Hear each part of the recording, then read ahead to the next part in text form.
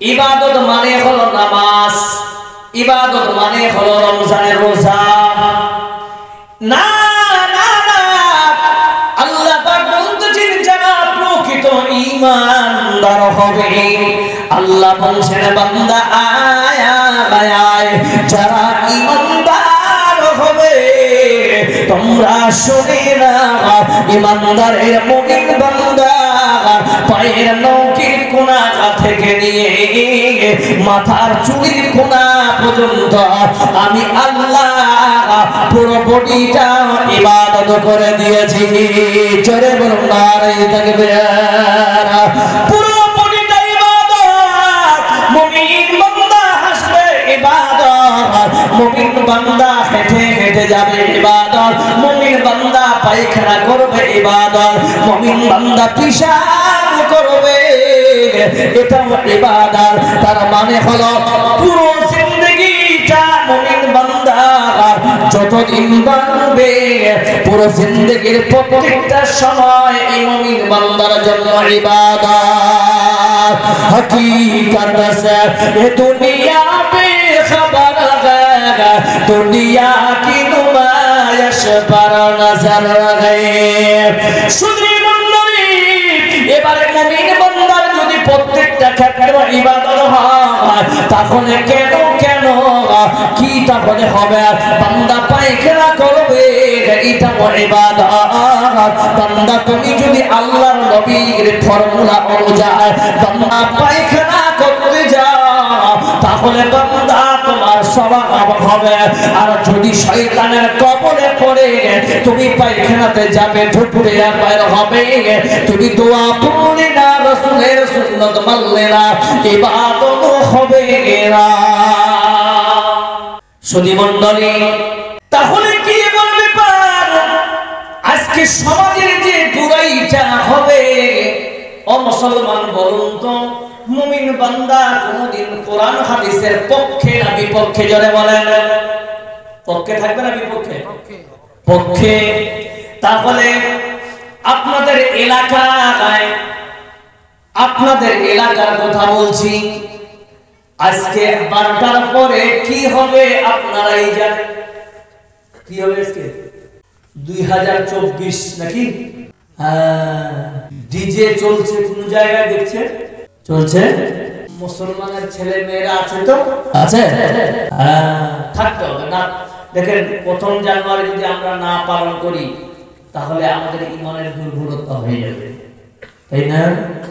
শোনেন যুবকেরা, আমি আজ আপনাকে যে বিষয়টা আমি বলতে চাচ্ছি সেটা হচ্ছে কি আদর্শ পরিবারের গঠনে ইসলাম। একটা পরিবার কি করে আদর্শ হতে পারে? এবার আমি আল্লাহ প্রথমে অপশনটা ঈমানটা, কারণ সর্বপ্রথম ঈমানদারকে যদি আপনি বলেন তাহলে কোরআন মানবে, ঈমানদারি মানতে পারে, মানতে পারে কি পারে না? বুঝাতে পারলাম? তাহলে দেখেন, একটা ঈমানদার সে যদি প্রকৃত ঈমানদার হয় ওই কোরআন মানবে, হাদিস মানে সব মানবে। আজকে 1 জানুয়ারি সে মানবে ইনশাআল্লাহ, তাই তো? মানবে? যদি কেউ মানে থাকে, কেউ তো মেনেছেন কিনা, মানবে তো ইনশাআল্লাহ। আপনি করবেন না, আপনার মুমিন পাড়া কেউ করবে না, কিন্তু অন্য পাড়া তো করবে। করবে কি করবে না? আচ্ছা বলেন বাবজি, আপনারা আমার থেকে অনেক শিক্ষিতরা বসে আছেন, আমি একজন মূর্খ মানুষ, আপনাকে প্রশ্ন করবো, উত্তর দেবেন। যেই সন্তান আজ ডিজে বাজাচ্ছে ওর পকেট থেকে যে মানিটা খরচ হচ্ছে, টাকাটা কে দিয়েছিল বলেন? তার বাপ দিয়েছে কিনা? তার বাপের পকেট থেকে গেছে কিনা? হ্যাঁ, সব জায়গায় আল্লাহকে ঢুকে জি। তো গার্জিয়ানটা কিন্তু নামাজ পড়ে, তার বাপ কিন্তু আলহাস মানে হাজি সাহেব, বেটা চাইছে 500 যা 1000 নিয়ে যায়, বসে তো কিছু চাইছ না, কিন্তু বাপকে চিন্তা করা দরকার ছিল যে বেটাকে কোন জায়গায় টাকাটা দিচ্ছি আমি। তাহলে আসেন, আপনার সন্তান যদি আজকে ডিজে বাজাতে গিয়ে আপনার রাতে আপনার সন্তানের মওত হয়, আপনার সন্তানের ঠিকানা কোথায় হবে? কে বলছে জানেন? আপনি দেখতে পেয়েছেন না? জি। হাদিসে এসেছে, মুসনাদ আহমদ হাদিস, হাদিস নাম্বার 5031, আবু দাউদ শরীফ হাদিস নাম্বার 4093, আন উমামা আল-বাহিলি রাদিয়াল্লাহু তাআলা আনহু قال قال رسول الله صلى الله عليه وسلم من تشبه بقوم فهو منهم মান আহাব্বা কওমান হুশিরা মাআহুম, বলুন সুবহানাল্লাহ।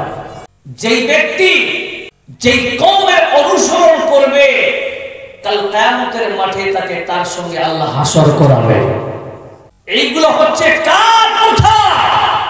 মুসলমানের স্ট্যাটাস, তার চলার যে ভঙ্গি বা দুনিয়াতে একজন আসামির মতো হতে হবে, বলুন সুবহানাল্লাহ। যেই বান্দা মুমিন দাবি করবে তার দুনিয়াতে চলার যে ক্যাটাগরি সব সময় মনে হবে আমি একজন আসামি। মনে হয় নিজেকে আসামি মনে হয়? যদি নিজেকে আসামি আপনি মনে করেন, একজন আসামি কোনদিন দ্বিতীয় ভুল করার চান্স পায়? কথা বলুন, পায়? কত জেলে থাকবে। নবী করিম সাল্লাল্লাহু আলাইহি সাল্লাম বলেছেন আদ-দুনিয়া মুসজিদুল মুমিনিন ওয়া জান্নাতুল কাফিরিন।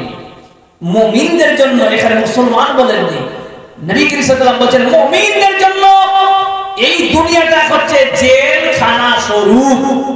তাহলে জেল এবং আসামির মধ্যে সম্পর্কটা দেখেন।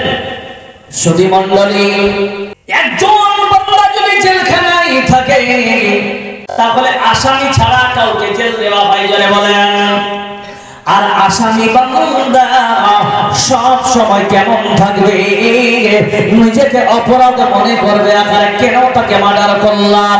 আল্লাহ পাক বলছেন গোলাম তুমি দুনিয়ায় নিজেকে একজন আসামি মনে করে থাকবে, আল্লাহ যখন বান্দাকে আসামি মনে করবে আল্লাহ বলছেন বান্দা তোমার দ্বারাই কোনো খারাপ কাম হবে না, কোরআন এবং সেই হাদিসের বিরুদ্ধে তুমি চলবে না, আর তোমার জন্য আমি আল্লাহ জান্নাত রেডি করেছি।